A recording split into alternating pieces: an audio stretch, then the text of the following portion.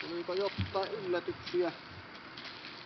No yllättävän niin kuin sillä tavalla teitä jo heti alun perin jotenkin vierasti, kun tää on semmonen aivan ihme ylisosiaalinen salukiksi, että Joo. nyt se oli heti alusta lähtien jotenkin semmonen.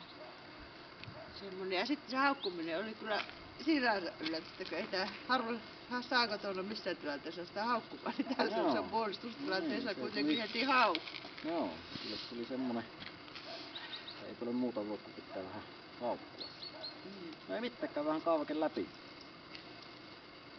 Ja laukauksesta lähdetään liikkeelle, eli laukkauskokemattoman reaktio, siinä näkyy semmoinen pikkuinen säpsyminen tuossa, eli laukaus, mutta ei mitään se isompaa.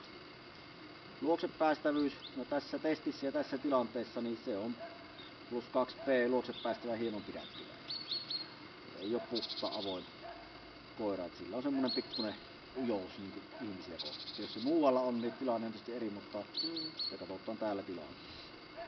Koiran kovuus, muisti, miten se muistaa epämiellyttävät asiat, erikoiskokenut tuo haalari, kyllä se muistaa ne epämiellyttävät asiat. Ja tuossa mennessä kun lähditte liikenteeseen, niin pikkusen jarrutella, että lähteekö edes tulemaan tänne. Sillä jäi niin paljon tuolta mielen päälle, se on miinus 2 pehmeä. Koiran temperamentti, mielenvilikkaus, huomiokyvyn nopeus, no siinä ei oikeastaan mitään erikoiskokenut tuo tynnyri, eihän se siinä juurikka sen tynnyrin reagoinut sillä lailla. Et se oli jo sen verran kerännyt mukaansa tätä tavaraa, että se rupesi näkymään siinäkin, mutta ei kuitenkaan sen enempää, että se on tommonen kohtuullisen vilkas, että ei se enempää kuitenkaan siinä näkyy. Hermorakenne, no se on plus 1 hieman rauhaton. Se on tämmönen pikkusen näkyy tämmösenä liikehtivisenä ja muuna, että se ei oo tasapaino. Taisteluhalu. Tässä kokeessa ja näillä mittareilla niin se on miinus 3 haluton. Se ei lähtenyt tuossa taistelemaan meidän kanssa ollenkaan. Puolustushalu ja halua haettaan, no se sillä haukkumisella niin sen plus 1 pienen se tienasi sillä. Terävyys, sekin on plus 1 pieni ilman jäljelle jäävää hyökkäyshalua.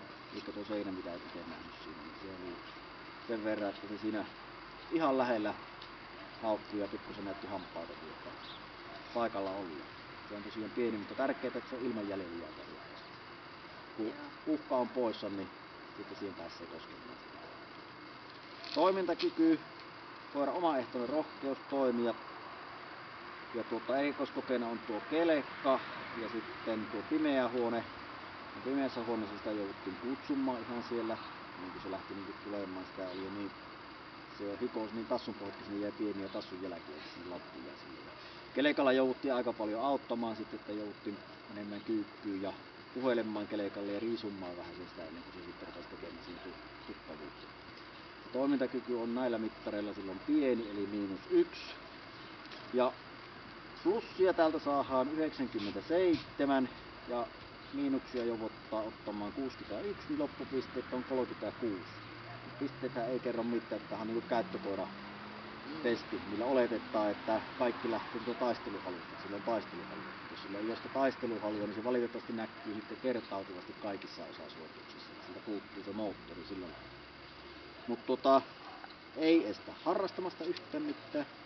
Ja pisteet kun on alle 71, niin saat uusia testin puolen vuoden päästä aikaisemmin, mikäli koet sen tarpeelliseksi. Mutta anna aikaa kulua sitten, jos uudelleen testaat. Ja onko siihen tarvetta sitten niin, taas. Se on sitten taas. No, mä en tiedä minkä verran salukeja yleensä testataan. Että mitä ne yleensä saa luoda. Kun meillä oli tämän vuosina ykköslehdessä oli semmoinen niinku semmoinen tilasto, missä oli kaikki testaat. Ja paljon se Devi sai? 108. 2 viikkoa sitten. Se on 4-vuotias. Joo. No ei mikään este sitten, kun ikää tulee lisää, niin kun se on alle 7, niin sun voi testata uudestaan, jos koet tarpeellisesti. Mutta puoli vuotta on niin se rajat sitä ennen. Mutta eikö se toki testiäkään ole varmaan. Ei, eikö me.